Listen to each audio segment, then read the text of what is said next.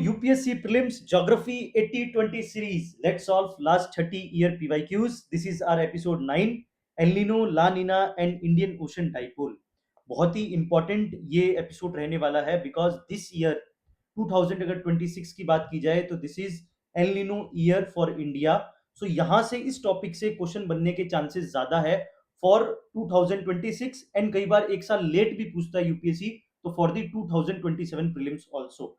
सो ध्यान से समझेंगे कि एक एक टॉपिक को समझेंगे. एल नीनो, ला नीना, सुपर एल नीनो क्या होता है, इंडियन ओशन डाइपोल क्या है, रिसेंट स्टडीज क्या कह रही है अभी एल नीनो के बारे में, इंडिया में किस तरीके से इसका इंपैक्ट होता है. ये सारे क्वेश्चंस हम एक तरीके से डिस्कस करने वाले हैं इस पर्टिकुलर एपिसोड के अंदर. So without taking your time शुरू करते हैं हमारा क्वेश्चन नंबर 1 2011 का. ला नीना, ठीक है, La Nina is suspected to have caused recent floods in Australia. How is La Nina different from the El Nino? कैसे ला नीना डिफरेंट है from the El Nino, ठीक है, इतना दिमाग में रखना है. क्वेश्चन है La Nina is characterised by unusually cold ocean temperature in equatorial Indian ocean. ठीक है, ला नीना में अनयूजुअली कोल्ड ओशन टेम्परेचर होता है, वो भी इक्वेटोरियल इंडियन ओशन के अंदर. इंडियन ओशन, ओशन को हमेशा राउंड कीजिए. Whereas El Nino is characterised by unusual warm ocean temperature in the equatorial Pacific ocean. Equatorial Pacific ocean, ठीक है, एल नीनो बिल्कुल सही बात कर रहा है. La Nina is characterised by unusually cold ocean temperature in equatorial Indian ocean. Indian ocean का कोई लेना देना नहीं है, ये भी पैसिफिक ओशन का ही बात है. तो स्टेटमेंट 1 रॉन्ग हो गया. El Nino has a adverse effect on south west monsoon of India.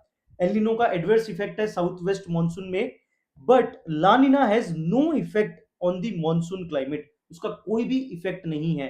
देखो, no effect is very extreme, ठीक है, ये उतना एक्सट्रीम है जैसे हिस्ट्री के अंदर कोई फैक्ट को बता देना कि यार कोई भी सर्कुलर टेम्पल इंडिया के अंदर नहीं है. There is only one circular temple, वो भी 64 योगिनी टेम्पल, वही सर्कुलर टेम्पल है, उसके अलावा कोई भी नहीं है.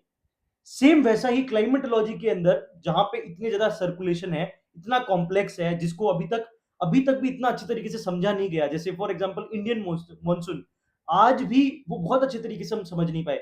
इवन मैं आज आपको बताऊंगा ये एल नीनो ला नीना जिसको हम जो समझ रहे हैं वो भी नहीं है. अभी भी साइंटिस्ट ने एक उल्टी थ्योरी जो है वो निकाल के यहाँ पे जो है अभी 2025 सितंबर के अंदर न्यू थ्योरीज इससे रिलेटेड आई है. तो मतलब कुछ भी फिक्स नहीं है, नथिंग इज परमानेंट. और यार ये कह देना कि La Nina has no effect on the monsoon climate, एक ऐसी स्टडी अगर किसी ने दिखा दी, कोई भी साइंटिस्ट ने, जोग्राफर ने, क्लाइमेटोलॉजिस्ट ने ये बात कह दी कि यार इतना सा 0.000000001% इफेक्ट है, अब ये स्टेटमेंट तो गलत हो जाएगा.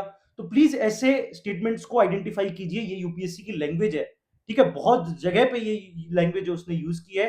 तो El Nino has adverse effect on south west monsoon, that is right, but के बाद यहां से कहानी चेंज है. La Nina has no effect on the monsoon climate. Yes, effect तो है, तो ये स्टेटमेंट भी रॉन्ग है. सो आंसर होगा नीदर 1 नॉर 2. तो फर्स्ट वाले में गलत क्या है, ये इक्वेटोरियल इंडियन ओशन, ये गलत है यहाँ पे, ठीक है. सो इंडियन ओशन में भी कोई डाइपोल बनता है, कुछ इस तरीके की चीजें बनती है, तो इंडियन ओशन डाइपोल हम डिस्कस करेंगे. और क्या लानीना का इफेक्ट पड़ता है इंडिया पे? यस, बिल्कुल पड़ता है. एल नीनो का इफेक्ट पड़ता है, ठीक है, ये भी हम बात करेंगे. ये सारा डिस्कशन आज हमें करना है इस क्वेश्चन के थ्रू, ठीक है. सो फर्स्ट स्टेटमेंट में गलत मैंने आपको बता दिया है, वही गलत है. और सेकंड स्टेटमेंट में इफेक्ट है इंडियन मॉनसून पे. और ये बात मैं नहीं कह रहा, ये बात कौन कह रहा है, ये देखिए, ये पीआईबी की मेरे को एक डॉक्यूमेंट मिला पीआईबी का, ये 2024 का, जिसमें मिनिस्ट्री ऑफ अर्थ साइंस के जो मिनिस्टर थे उन्होंने आंसर दिया पार्लियामेंट के अंदर. अगर आप इसको ध्यान से पढ़े तो भी आपको ये समझ आएगा. The ministry has been conducting regular studies on monsoon and associated rainfall patterns in country including those during the El Nino periods. In general, during the El Nino event, the Indian summer monsoon is weaker than the normal. ठीक है, मतलब El Nino के अंदर हमारा जो summer monsoon है वो weaker होता है, मतलब हमारी रेनफॉल कम हो जाती है. रेनफॉल, जो मॉनसून रेनफॉल है वो कम हो जाती है during the El Nino period. The intensity of the event also decide the amount of the impact of the monsoon since 1950. ये डेटा इंपॉर्टेंट है, डायरेक्ट यूपीएससी यहां से क्वेश्चन बना सकता है. There have been 16 El Nino years. 1950 से लगभग 16 El Nino years थे out of which 7 years had impacted Indian monsoon rainfall when rainfall was below normal. However, there is a strong inverse relationship between El Nino and rainfall during the later half of the monsoon season. ये बात आपको याद रखना है, ठीक है। सो लगभग 16 El Nino year के अंदर 7 के अंदर जो है वो बिलो एवरेज नॉर्मल रेनफॉल जो है वो देखने को मिली है। ये बात याद रखना है आपको, ठीक है। फिर लानिना की अगर बात करें, climate phenomena characterized by normal cooler sea surface temperature in central and eastern Pacific ocean. देखो यहीं पे ओशन गलत किया था, इंडियन ओशन की बात कर रहे थे, नहीं, ये भी central and eastern Pacific ocean की ही बात कर रहे हैं। Opposite to El Nino can significantly impact, देखो significantly impact the Indian monsoon, वहां पे क्या लिखा हुआ था, no impact on the Indian monsoon, यहाँ पे क्या है, significantly impact the Indian monsoon. In general during the La Nina event normal to above rainfall is received on the, मतलब हमें बहुत सारी बारिश रिसीव करते हैं, ये बात याद रखना, ठीक है। Most part of the country receive above normal rainfall during the La Nina years except, देखो कभी यहां भी क्वेश्चन बन सकता है, कहां कहां पे एक्सेप्शंस है, एक्सट्रीम नॉर्थ इंडिया में, एकदम extreme north India Jammu Kashmir वाला area and north east India, यहां पे आपको ला नीना के अंदर इतनी बारिश नहीं देखने को मिलेगी, बाकी पूरे इंडिया के अंदर आपको बारिश देखने को मिलेगी। where rainfall below the normal is likely during the La Nina years and below normal temperature are generally observed during the winter season during the La Nina years। ये आपको याद रखना है, ठीक है। ये गवर्नमेंट का डॉक्यूमेंट है, बिल्कुल रिलायबल है, आप अच्छे तरीके से यहीं से फैक्ट तैयार कीजिए। मैं आपको भी पूरा इजी लैंग्वेज में इसको समझाता हूँ, ये एल नीनो ला नीना बला क्या है, ठीक है। इस क्वेश्चन को भी हम देखते हैं, उससे पहले मैं आपको थोड़ी सी ये बला जो है वो समझा देता हूँ यार। कई बार क्या है ना, तो कुछ बच्चों को नहीं समझ आई होती कि ये होता क्या है एल नीनो ला नीना, ठीक है। सबसे पहले इसको समझने से पहले मेरी ये बात सुनो, ये लोग दिख रहे हैं आपको, ये लोग कहाँ के हैं आपको पता है, पहले ये मेरी कहानी शुरू करो, शुरू से सुनो इस कहानी को, तब तुम्हें धीरे धीरे बात समझ आएगी मैं कहना क्या चाह रहा हूं। देखो ये है नॉर्मल कंडीशन, ये है, ध्यान से समझो, नॉर्मल कंडीशन, ठीक है। नॉर्मल कंडीशन में लोग आपको खुश दिख रहे हैं, ठीक है, ट्रेडिंग करते दिख रहे हैं, दिख रहे हैं, ठीक है, एकदम नॉर्मल कंडीशन है, सब लोग बाइंग एंड सेलिंग हो रही है फिश की यहाँ पे। अगर मैं इस कोस्ट की बात करूं, ये कोस्ट कौन सा है, ये है पेरू का कोस्ट, पेरू का कोस्ट, पेरू का कोस्ट है ये, ठीक है। मतलब ये नॉर्मल कंडीशन है। अब समझो, अगर नॉर्मल कंडीशन है पेरू, पेरू के अंदर, इसका मतलब क्या है, यहाँ पे फिशरी बहुत अच्छी हो रही है, फिश जो है प्रोडक्शन बहुत अच्छा हो रहा है, ठीक है। फिश प्रोडक्शन अच्छा कब होता है, सवाल ये उठता है, कब अच्छा होता है, ठीक है। कब कब फिश की जो प्रोडक्शन वो हाई होता है, जब आपकी कोल्ड जो है वो ओशन होता है, ओशन की जो सरफेस टेम्परेचर है ओशन का वो कोल्ड होता है, ठीक है। ये याद रखो बात, बिल्कुल कोल्ड। इसका मतलब मैं ये कह सकता हूं, क्या मैं इस पिक्चर से ये बात कह सकता हूं कि नॉर्मल कंडीशन के अंदर पेरू के अंदर, पेरू कोस्ट के अंदर जो है वो कोल्ड सिचुएशन देखने को मिलती है, ओशन जो है वो कोल्ड रहते हैं, जिससे वो फिशरी प्रोडक्शन जो है वो बहुत अच्छा उनका होता है, ठीक है। ये बात आपको समझ आई। अब ध्यान से सुनो क्या बात है, प्रॉब्लम कहां हो रही है। प्रॉब्लम ये हो रही है, ये सारा खेल बताऊं किससे हो रहा है, अगर मैं आपसे एक वर्ड में पूछूं कि ये जो पूरा एल नीनो ला नीना ये खेल कहां से है, कौन सा ट्रिगरिंग पॉइंट है, तो यहां पे ट्रिगरिंग पॉइंट आपको मिलेगा ट्रेड विंड्स, ठीक है। कभी आपने सोचा नहीं होगा कि सारा गेम ट्रेड विंड्स का है, इसीलिए मैंने ट्रेड विंड के जस्ट बाद इसको किया है और ओशिनोग्राफिक से पहले मैंने इस एपिसोड को रखा है, ठीक है। ट्रेड विंड्स का सारा गेम है, ये बात याद रखना। अब ट्रेड विंड्स का गेम क्या है वो ध्यान से समझना, ठीक है। नॉर्मल कंडीशंस में क्या होता है, जब नॉर्मल कंडीशन होती है मतलब इस टाइप की कंडीशन, इस टाइम किस तरीके से ट्रेड विंड्स आपकी जो है वो चल रही होती है, आप इसको समझिए।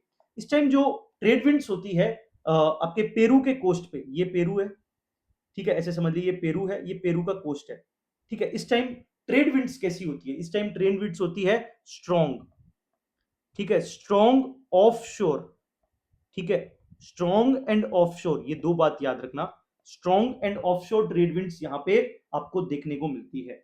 जब स्ट्रॉन्ग ट्रेड विंड्स होगी, अगर यहाँ पे विंड्स जो है वो ऑफशोर है, मतलब इस तरीके से चल रही होगी, ठीक है, इस तरीके से चल रही होगी, इस तरीके से चल रही होगी, इस तरीके से चल रही होगी, ऑफशोर है, ऑनशोर नहीं है। ऑनशोर होता तो ऐसे शोर के ऊपर चल रही होती, ऑफशोर है तो इस तरीके से आपकी ट्रेड विंड चल रही है, ठीक है। अगर इस तरीके से आपकी ट्रेड विंड चल रही है तो इससे क्या होगा, इससे होगा अपवेलिंग, ठीक है। अपवेलिंग का मतलब क्या होता है कि जो आपका ओशन का जो बॉटम का जो पानी होता है, जो सब सरफेस कह सकते हैं, सब सरफेस का वाटर होता है, वो ऊपर की तरफ आता है, जिससे क्या हो सकता है कि नीचे वाला जो ठंडा पानी है, कोल्ड वाटर है, वो ऊपर की तरफ आता है सरफेस पे। इससे अपवेलिंग होती है। अपवेलिंग मतलब आपका कोल्ड ओशन टेम्परेचर यहाँ पे होता है। इसका मतलब अब मैं एक बार अगर आपको नॉर्मल कंडीशन की फिर से एक बार रिपीट कर दूं, यहाँ पे ये जो नॉर्मल कंडीशन है इस समय क्या हो रहा है? इस समय हो रहा है इनकी फिश प्रोडक्शन बहुत अच्छा है। पेरू के कोस्ट पे बहुत अच्छा फिश प्रोडक्शन है। फिश प्रोडक्शन क्यों अच्छा है? क्योंकि कोल्ड वहां पे जो है सिचुएशन है। कोल्ड सिचुएशन कैसे हुई? क्योंकि यहाँ पे ओशन करंट्स जो वो कोल्ड है, जिसको हम्बोल्ट आप ओशन करंट बोलते हैं। ये हम्बोल्ट करंट बना कैसे? हम्बोल्ट करंट बना आपकी ट्रेड विंड से। ट्रेड विंड कैसी है? स्ट्रॉन्ग है, ऑफशोर है। अगर ट्रेड विंड स्ट्रॉन्ग है, ऑफशोर है, तो अपवेलिंग होगी। अपवेलिंग होगी तो कोल्ड जो है वो आपका ओशन रहेगा और वहां पे फिश प्रोडक्शन होगा। आई होप आपको ये नॉर्मल सिचुएशन बहुत अच्छे तरीके से समझ आ गई। इसका मतलब यहां पे जो पेरू के कोस्ट पे ये कोल्ड रहेगा, ये वार्म रहेगा, ये किस पे डिटरमाइन करता है? ये कोस्ट जो है, ये कोल्ड रहेगा या वार्म रहेगा, ये किस पे डिटरमाइन करता है? इस ट्रेड विंड पे। ये ट्रेड विंड अगर यहाँ पे अभी जो स्ट्रांग है, वो अगर स्ट्रांग ना रहे तो फिर क्या होगा? अगर यहाँ पे ये ट्रेड विंड स्ट्रांग ना रहे, जो अभी स्ट्रांग है, होगी तो देखो ऑफशोर ही। वो तो हम चेंज नहीं कर सकते कि भाई हवा के पूरे रुख को हम बदल दें। ऐसा तो नहीं हो सकता कि भैया ऑफशोर ही रहेगी। बट ऑफशोर जो ये विंड बह रही है, ये विंड जो है ऑफशोर जो आ रही है, इस तरीके से नॉट ऑनशोर, ने ऑनशोर बना दी। ये अगर ऑफशोर आ रही है, अगर ये स्ट्रांग ना रहे तो क्या होगा? अगर ये स्ट्रांग ना हो तो अपवेलिंग नहीं होगी। ठीक है, अपवेलिंग नहीं होगी तो कोल्ड नहीं होगा, वार्म यहां पे आपका सिचुएशन हो जाएगी, वार्म सरफेस टेम्परेचर हो जाएगा पेरू कोस्ट के पास में। अब समझिए कहानी यहां से मेरी कहानी समझिए। ये है पूरा आपका पैसिफिक ओशन। ठीक है, चलो मैप से ही बता देते हैं यार। ये लो, अपने पास मैप है। ठीक है, ये देखिए, ये है पूरा पेरू का कोस्ट जो आपको दिख रहा होगा यहाँ पे, पेरू चिले का कोस्ट। ठीक है, अब इसको समझिए। यहाँ पे मान लो ये जो विंड आ रही थी, अब ये नहीं आ रही, ये स्ट्रांग नहीं है। ठीक है, ये स्ट्रांग नहीं है तो अपवेलिंग नहीं होगी। यहाँ पे सिचुएशन हो जाएगी वार्म। ठीक है, ये सिचुएशन हो जाएगी वार्म। ये होती कब है मैं वो बता देता हूँ। ये वार्म कब होगी? जब यहाँ पे सन की सिचुएशन जो है वो लगभग यहीं पे होगी, ट्रॉपिक ऑफ कैप्रिकॉर्न के आसपास। इसका मतलब सदर्न हेमिस्फीयर के अंदर सन की पोजीशन होगी। इसका मतलब नॉर्थ इंडिया में क्या होगा? विंटर होगा। हम उस टाइम क्रिसमस मना रहे होंगे और यहाँ पे गर्मियां चल रही होगी आपके पेरू कोस्ट के अराउंड। ठीक है, तो यहाँ पे अगर वार्म सिचुएशन है, अगर यहाँ पे वार्म सिचुएशन है तो यहाँ पे होगा लो प्रेशर। ठीक है, नॉर्मल कंडीशन में क्या हो रहा था? नॉर्मल कंडीशन में यहाँ पे कोल्ड था। ठीक है, और यहाँ पे हाई प्रेशर होता था। ठीक है, हाई प्रेशर होता था तो यहाँ से जो है विंड आपकी ऑस्ट्रेलिया की तरफ जाती थी। ठीक है, ऑस्ट्रेलिया की तरफ जाती थी और यहाँ पे जो है वो बारिश करती थी बहुत अच्छे तरीके से लो प्रेशर एरिया में, ऑस्ट्रेलिया में। ये नॉर्मल सिचुएशन है, ये नॉर्मल सिचुएशन के अंदर ऑस्ट्रेलिया में बारिश। ये आप समझिए, नॉर्मल सिचुएशन में ऑस्ट्रेलिया में बारिश एंड आपके पेरू कोस्ट के ऊपर बहुत जबरदस्त जो है यहाँ पे ठंडी हवाएं और यहाँ पे फिश प्रोडक्शन, वो लोग इसी में खुश थे। ठीक है, लेकिन जैसे ही यहाँ पे वार्म कंडीशन हुई, जैसे ही यहाँ पे आपकी अब एक वर्ड याद रखिए, ट्रेड विंड वीक हुई, तो वैसे ही क्या हुआ? वार्म कंडीशन हो गया। ठीक है, सब सरफेस आपका जो है अपवेलिंग नहीं हुई। इसके कारण जो काउंटर इक्वेटोरियल करंट है वो एक तरीके से डोमिनेंट हो गया और यहाँ पे वार्म कंडीशन यहाँ पे स्टेब्लिश हो गई। जैसे ही वार्म कंडीशन यहाँ पे स्टेब्लिश हो गई, यहाँ पे लो आपका जो है वो एक तरीके से प्रेशर बन गया। लो प्रेशर है तो यहाँ पे बारिश बहुत ज्यादा होने लग गई, बहुत ज्यादा बारिश होने लगी, बहुत ज्यादा बारिश होने लगी, बहुत ज्यादा बारिश होने लगी। अब इन लोगों की फिशरीज तो पूरी बर्बाद हो गई। ये बात समझ आ रही है? ये लोग तो नॉर्मल कंडीशन में किस चीज के लिए यूज टू है? यहाँ पे तो इस टाइम इनके यहाँ पे बहुत अच्छा फिश प्रोडक्शन हो रहा था, बढ़िया फिश को बेच रहे थे, खरीद रहे थे। लेकिन इस टाइम इनको बहुत ज्यादा आंधी तूफान बारिश इस तरीके की सिचुएशन होगी क्योंकि यहाँ पे लो प्रेशर बेल्ट बन गया। ठीक है, तो यहाँ पे समझ आ रहा है कि यहाँ पे अगर लो प्रेशर बन गया तो ये ऑस्ट्रेलिया वालों के क्या हाल होंगे? इस साइड में जहां पे इनको बारिश हो रही थी, इतने दिन ये बारिश के मजे ले रहे थे, अब यहाँ पे क्या हो गया? यहाँ पे हाई प्रेशर जोन बन गया। जैसे ही यहाँ पे हाई प्रेशर जोन हो गया तो आग और पानी, ठीक है, एक तरफ अगर पानी है, एक तरफ अगर यहाँ पे वाटर है, तो इधर क्या होगा? इधर आग होगा, इधर फायर, फॉरेस्ट फायर दिखेंगे। बिकॉज यहाँ पे एरिडिटी कंडीशन हो गई, ड्राई कंडीशन हो गई, एंटी साइक्लोनिक कंडीशन हो गई।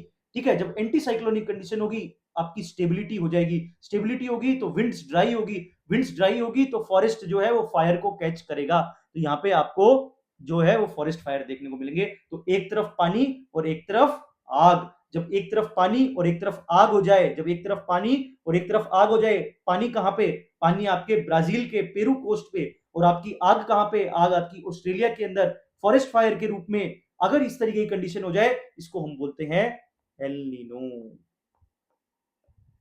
इसे हम क्या बोलते हैं, एल नीनो। ये बात समझ आई? आई होप आपको ये समझ आई हुई। इसी को वॉकर सेल बोलते हैं। वॉकर सेल मतलब अगर सिचुएशन कुछ इस तरीके से हो जाए, ठीक है, तो अगर यहाँ पे लो प्रेशर है और यहाँ पे हाई प्रेशर है, ठीक है, तो लो प्रेशर है तो यहाँ से हवाएं ऊपर उठेगी, ऊपर उठेगी, आगे जाएगी, आगे जाएगी। हाई प्रेशर है तो यहाँ पे सेटल डाउन होगी, ठीक है, और इस तरीके से बहेगी, हाई टू लो। अगर इस तरीके की सिचुएशन हो, इसको बोलते हैं वॉकर सेल। ठीक है, ये वॉकर सेल है। इस तरीके की सिचुएशन आप देख सकते हो, इसे बोलते हैं एल नीनो। ये है एल नीनो। ठीक है, आई होप आपको ये एल नीनो समझ आ गया होगा। बहुत इजी लैंग्वेज में, आप कभी फ्यूचर में इसको नहीं भूलेंगे।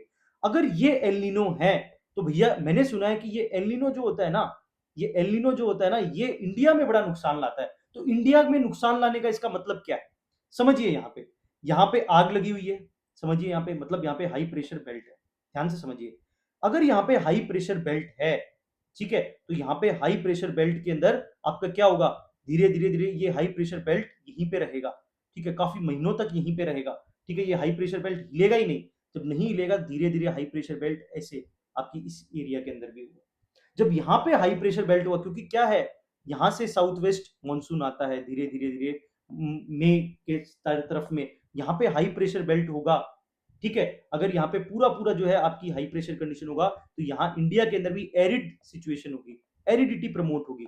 अगर एरिडिटी प्रमोट होगी तो यहाँ पे जो मॉनसून है जो है वो अफेक्ट होगा, नेगेटिव। यहाँ पे एल नीनो हमारे लिए बहुत ज्यादा नुकसानदायक चीज है, ये याद रखना। आई होप आपको ये बात समझ आ गई होगी, ठीक है। तो सारा गेम यहीं पे है, ठीक है, इसी को याद रखो। अब सवाल उठता है, ये लानिना क्या भला है। लानिना कुछ नहीं है, समझिए मेरी बात, लानिना कुछ भी नहीं है। लानिना ये सिचुएशन है, जो ये मजे कर रहे हैं ना, इनके मजे और ज्यादा हो जाते हैं। बट एक्सट्रीम तो हर चीज का बुरा है। मतलब क्या है, जो ये नॉर्मल कंडीशन है उसी का एक्सट्रीम, ठीक है, उसी का एक्सट्रीम। इसका मतलब क्या है कि जो यहाँ पे कोल्ड ओशन टेम्परेचर है, मतलब जो ये विंड है, फिर वापस मैं वहीं पे वर्ड पे आ रहा हूं, क्योंकि यही वर्ड इंपॉर्टेंट है, ट्रेड विंड। ठीक है, ये ट्रेड विंड और ज्यादा स्ट्रांग हो जाती है, वेरी स्ट्रांग, ठीक है, वेरी स्ट्रांग। जब ये वेरी स्ट्रांग होगी तो और ज्यादा अपवेलिंग होगी, और ज्यादा अपवेलिंग होगी तो यहाँ पे पूरा हाई प्रेशर आपका बनेगा। अगर हाई प्रेशर बनेगा तो यहाँ पे जो है फिशरी कंडीशन काफी ज्यादा होगी। तो बहुत एक्सट्रीम सिचुएशन को बोलते हैं हम एक तरीके से लानिना।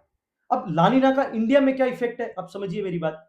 इंडिया पे क्या इफेक्ट है, अगर मान लीजिए यहाँ पे बहुत ज्यादा हाई प्रेशर है, ठीक है, यहाँ पे बहुत ज्यादा हाई प्रेशर है, तो ऑस्ट्रेलिया में क्या होगा, यहाँ पे लो प्रेशर होगा, ठीक है। तो यहाँ पे पानी होगा, यहाँ पे क्या है, यहाँ पे है आपकी फिशरीज हो रही है यहाँ पे, और यहाँ पे क्या है, लो प्रेशर क्रिएट हो रहा है। अगर यहाँ पे लो प्रेशर क्रिएट हो रहा है, लो प्रेशर क्रिएट हो रहा है, तो और ज्यादा इंडिया को फायदा होने वाला है, और ज्यादा बारिश होने वाली है, ठीक है। आई होप आपको समझ आएगा कि लानिना का हमारे ऊपर पॉजिटिव इंपैक्ट होता है, ठीक है। ये बात आपको समझ आ गई होगी, ठीक है। यही हमने पूरी जो है यहाँ पे डिस्कस की है, ठीक है।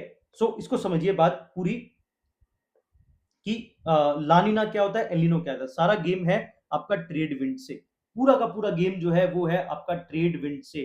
ट्रेड विंड से पूरा गेम जो है आपका चेंज हो जाता है। अगर ट्रेड विंड अगर स्लो हो गई तो भी चेंज हो जाएगा, अगर हाई हो जाएगी तो भी चेंज हो जाएगा, ठीक है। पूरा सिचुएशन आपकी ट्रेड विंड के ऊपर है। आई होप आपको ये एल नीनो लानिना समझ आ गया होगा।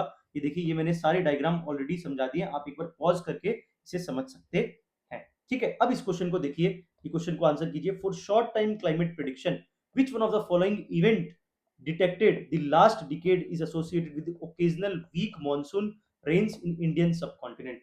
मतलब जो हमारे यहाँ वीक मॉनसून है, इसका मतलब क्या है, एल नीनो सिचुएशन है, El Nino southern oscillation. Southern oscillation का मतलब ये होता है कि लगभग आपकी साउथ की सिचुएशन, मतलब सदर्न हेमिस्फीयर में ये चीज होती है, इसलिए सदर्न ऑसिलेशन बोलते हैं। ऑसिलेट कर रहा है, कभी इधर से कभी इधर, कभी हवाएं इधर लो प्रेशर, कभी इधर हाई प्रेशर। इस ऑसिलेशन को हम बोलते हैं, उसी को El Nino southern oscillation, ENSO बोलते हैं। एनसो की सिचुएशन में इंडिया के अंदर कम बारिश होगी, आपको ये बात याद रखनी है। आई होप आपको क्रिस्टल क्लियर ये हो गया होगा। अब सवाल उठता है कि भैया ये इंडियन ओशन डाइपोल क्या है। अब देखो, यहीं से कहानी हम वापस शुरू करते हैं जहां से मैंने खत्म की थी। यहाँ पे एक बात कही थी मिनिस्टर साहब ने क्या कहा था, इसको ध्यान से समझना। इस लाइन को पढ़िए वापस फिर से। मिनिस्टर साहब कह रहे हैं कि 1950 से लेके there have been 16 El Nino years, लगभग 16 एलिनो ईयर्स थे। आउट ऑफ 7 ईयर्स में बहुत ज्यादा इंडियन मॉनसून इंपैक्ट हुआ जहां पे रेनफॉल बिलो नॉर्मल। सवाल उठता है कि बाकी बचे हुए सालों में क्या हुआ, क्यों सभी सालों के अंदर एल नीनो का बैड इंपैक्ट नहीं देखा गया।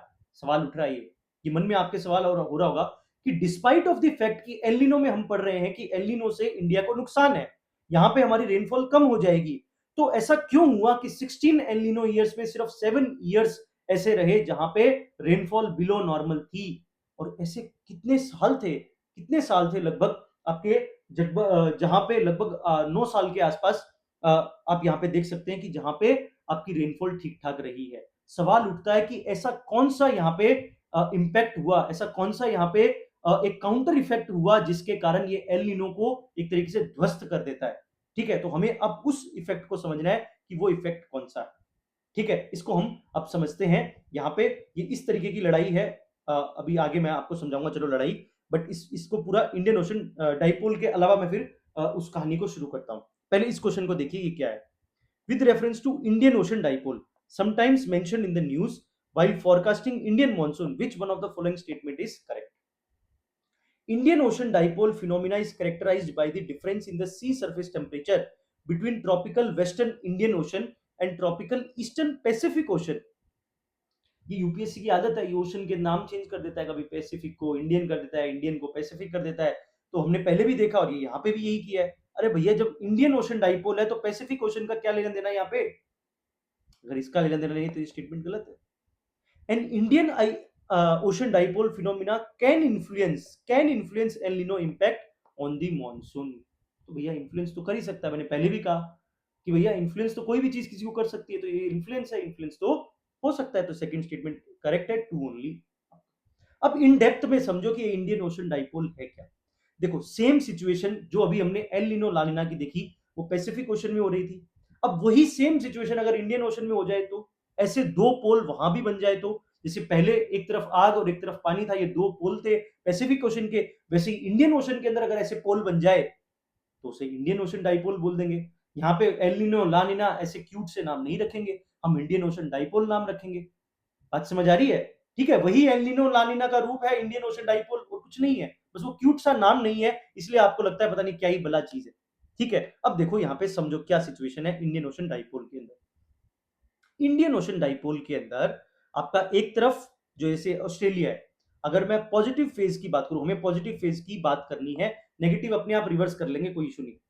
अगर इंडियन ओशन डाइपोल का पॉजिटिव फेज है, इसका मतलब क्या है? इसका मतलब है इंडिया के आसपास इस एरिया में, इंडिया अफ्रीका ये पूरी गल्फ कंट्रीज जो है हमारे, ठीक है, इस टाइप इधर के एरिया के अंदर आपको वार्म टेम्परेचर देखने को मिलेगा।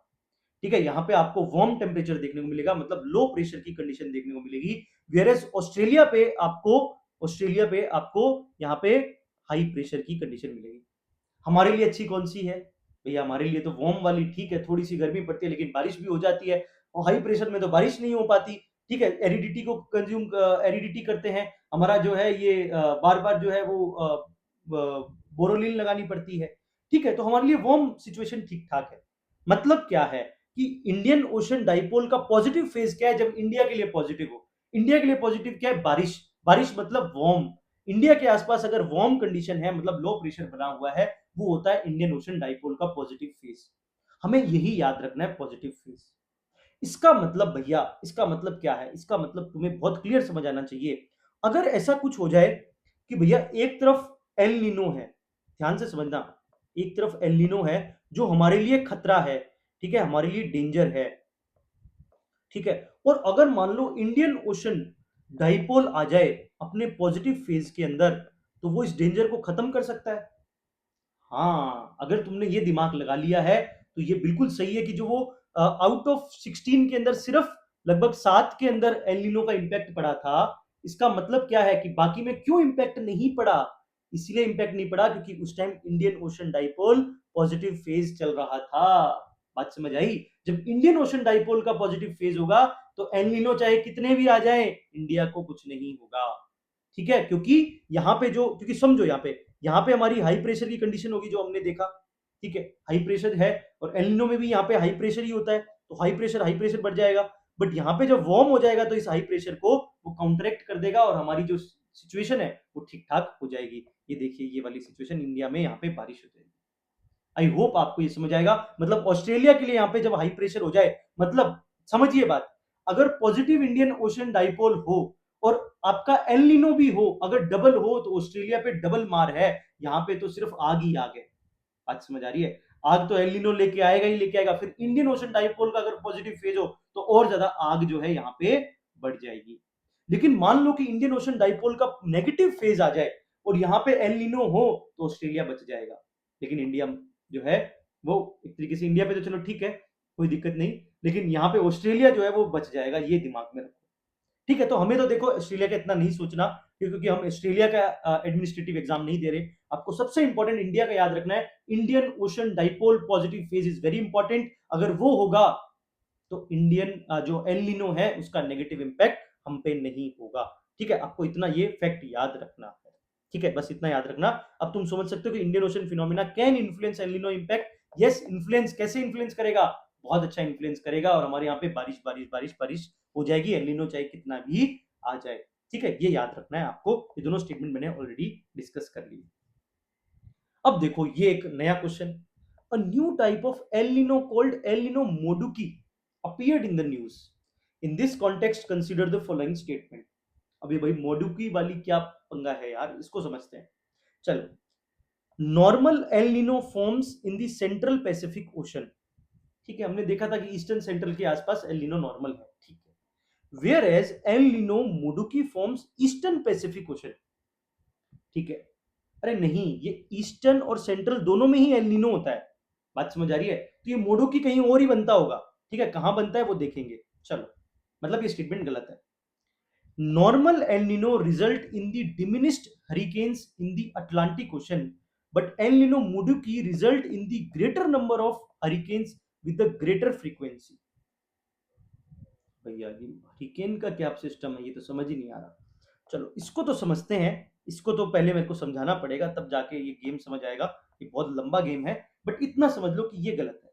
ये मोडुकी जो है ना, ये मोडुकी क्या है, पहले इस मोडुकी को समझो। मोडुकी क्या है? पहले हमने देखा कि सिर्फ इधर एक तरफ आपका साउथ अमेरिका था और एक तरफ आपका यहाँ पे ऑस्ट्रेलिया था। ठीक है, तो इस तरीके से वॉकर सेल आपका चल रहा था। ठीक है, समझ रहे हैं मेरी बात? ठीक है, तो ये आप बोल सकते हैं ईस्टर्न पैसिफिक के अंदर और थोड़ा बहुत सेंट्रल पैसिफिक के अंदर वार्म जो है वो कंडीशन थी। लेकिन हुआ क्या, सेंट्रल पैसिफिक के अंदर अगर कुछ सिचुएशन हो जाए, मतलब बारिश क्या है, वो आपके सेंट्रल पैसिफिक हो, मतलब लो प्रेशर यहीं पे क्रिएट हो जाए। ठीक है, बात समझ आ रही है? तो यहाँ पे हाई प्रेशर होगा, यहाँ पे भी हाई प्रेशर होगा। ठीक है, मतलब यहाँ पे एयर सबसाइड करेगी। ठीक है, और अब यहाँ पे जो है वो आपकी एयर जो है वो राइज करेगी और यहाँ पे बादल बनेंगे और पैसिफिक ओशन के जस्ट बीच में, ठीक है, जहां पे मान लो आपका ग्रेट पैसिफिक पैच हो, ठीक है, वो प्लास्टिक वाला शायद सेंट्रल में ही है। ठीक है, अगर मैं गलत हूं तो बता देना मुझे कमेंट बॉक्स में। वहीं पे जो है वो कचरे के ऊपर बारिश होगी। ऐसा समझ लो कि कचरा जो है वो पूरा कचरा जो है सेंट्रल ओशन, आपके सेंट्रल पैसिफिक ओशन में उस कचरे के ऊपर बारिश हो रही है, मतलब एल नीनो मोडू की कंडीशन है। मोडू की मतलब दो दो एक तरीके से वॉकर सेल बन रहे हैं। यहाँ पे पहले एक ही वॉकर सेल बन रहा था, बट यहाँ पे दो वॉकर सेल जब बन रहे हैं, इसको मोडू की बोलते हैं। एल नीनो मोडू की कंडीशन, मेडो की कंडीशन में सेंट्रल पैसिफिक ओशन में बारिश होती है और दोनों लिम्स में आपके यहाँ पे एरिडिटी होती है। तो मतलब ये क्या है, पहले ये लोग लड़ रहे थे, ये लड़ रहे थे कि एक तरफ आग एक तरफ पानी, एक तरफ आग एक तरफ पानी। ये ऑस्ट्रेलिया इसको चिढ़ा रहा था, किसको? साउथ अमेरिका को, कि तुम्हारे कारण जो है यहाँ पे एल नीनो हो जाता है, मेरे यहाँ पे बहुत ज्यादा जो है वो एरिडिटी हो जाती है। ठीक है, इस तरीके से वो बोल रहा था इसको कि मेरे यहाँ पे तो आग लग जाती है। तो वो कह रहे हैं कि चलो आग दोनों ही शेयर कर लेते हैं। ठीक है, बट हालांकि इसके लिए तो आग नहीं है, ये तो फिशरी करके इसका पूरा जीवन ही उससे चल रहा है। बट ठीक है, ये बेचारा खुश हो जाए तो यहाँ पे भी हाई प्रेशर ऐसा समझ लो। ठीक है, और बीच में सेंट्रल इंडिया के अंदर आपका जो है वो पूरा कंडीशन इस तरीके से हो जाती है कि यहाँ पे बारिश होती है, वार्म कंडीशन होती है। तो भैया ये तो चलो समझ आ गया आपकी मोडू की कंडीशन। ये हरिकेन वाली क्या बला थी, ये भी बता दो। चलो भाई इसको समझो, इसको समझो। पहले इस लाइन को समझो, इस लाइन बिल्कुल सही है, पहले तो मैं ये बता दूं टू ओनली। अब ये है क्या, इसको समझो। Normal El Nino result in diminished hurricanes in the Atlantic ocean, but El Nino Modoki result in the greater number of hurricanes with the greater frequency. मतलब जब ये मुडुकी आ जाएगा ना, तो हरिकेन जबरदस्त बढ़ जाएंगे। ठीक है, अब भैया ये हरिकेन कैसे बढ़ जाएंगे ये बताओ। ठीक है, रुको 2 मिनट, पहले इस बात को समझो। इस अंकल से समझते हैं, ये अंकल समझाएंगे कि बढ़िया से। ठीक है, अब सब भूल जाओ, एक बार सब कुछ भूल जाओ, मैंने जो भी बोला। अब एक बार सिर्फ इस पे फोकस करो, पूरा इस डायग्राम पे। इस डायग्राम को समझ लिया तो तुमने एल नीनो, मोडिकुई, हरिकेन सब समझ जाओगे।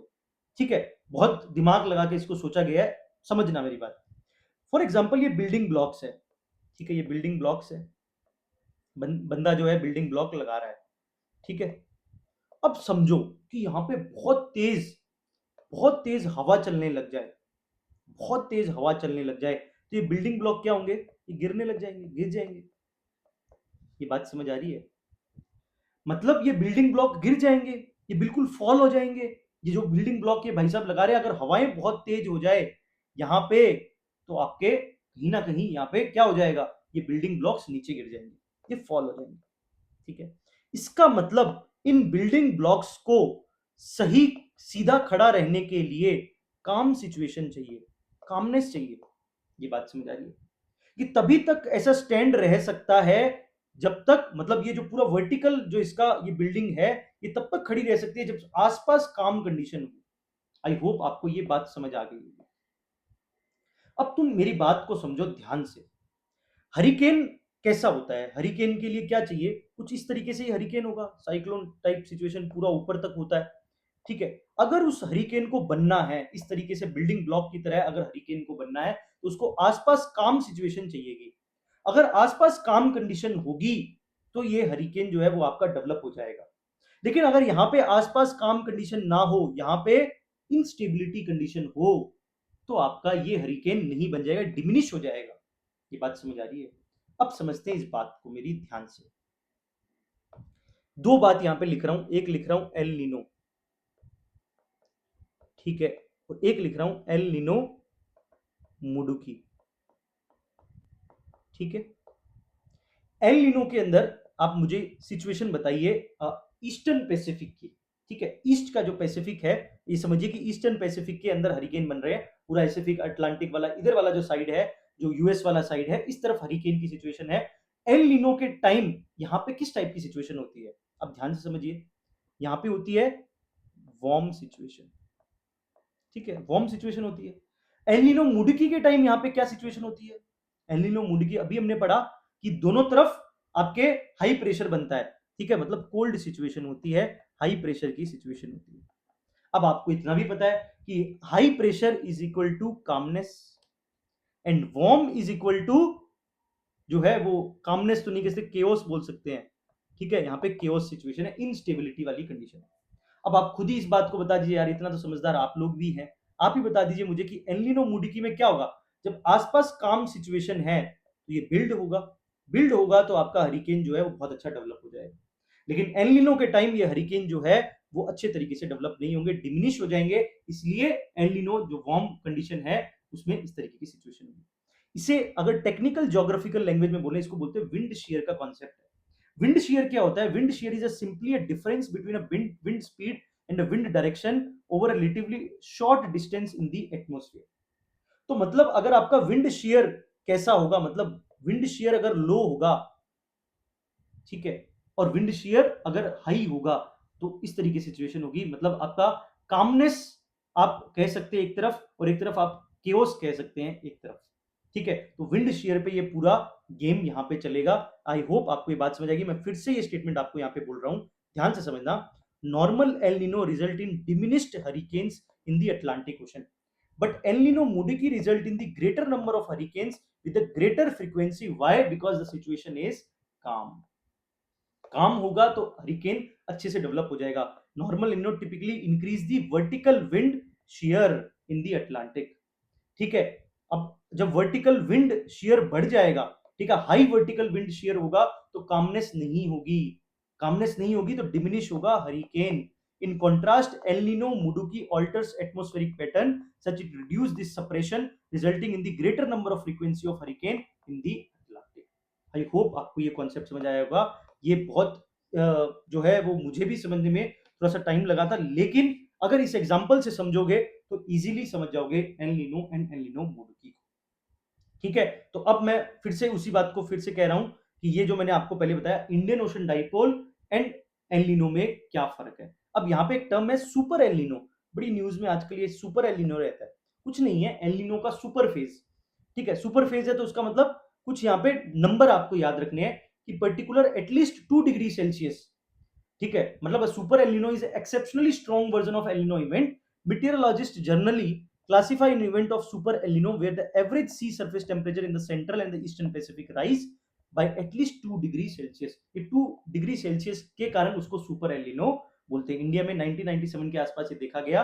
ठीक है, लेकिन उसको ध्वस्त कर दिया गया via positive Indian ocean dipole. I hope आपको ये कॉन्सेप्ट क्लियर हो गए होंगे।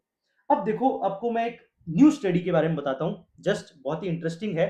क्या कह रही है, अभी तक हमने क्या देखा, एल नीनो हमारे लिए नुकसानदायक है, इंडिया के लिए एल नीनो अच्छा नहीं है। 2026 का साल एल नीनो ईयर माना जा रहा है, तो माना जा रहा है कि अब जो हमारी जो बिलो नॉर्मल जो रेनफॉल है वो होने वाली है 2026 में, 26 में। ठीक है, तो इंपॉर्टेंट क्वेश्चन यहां से बन सकता है 26, 27, 28, मतलब ये तो 1-2 साल तक यूपीएससी अगर करंट अफेयर रखता है तो क्वेश्चन पूछता है। बट समझ, इस स्टडी को पढ़िए डाउन टू अर्थ की, ये क्या कह रहा है। ठीक है, new study surprisingly findings show that the extreme amount of summer rainfall within the India could have an El Nino link। मतलब एल नीनो होने के बावजूद भी यहाँ पे एक्सट्रीम बारिश हो सकती है। फिर देखो, मोर extreme Indian monsoon rainfall in the El Nino summers. ठीक है, इस टाइप के रिसर्च पेपर आ रहे हैं।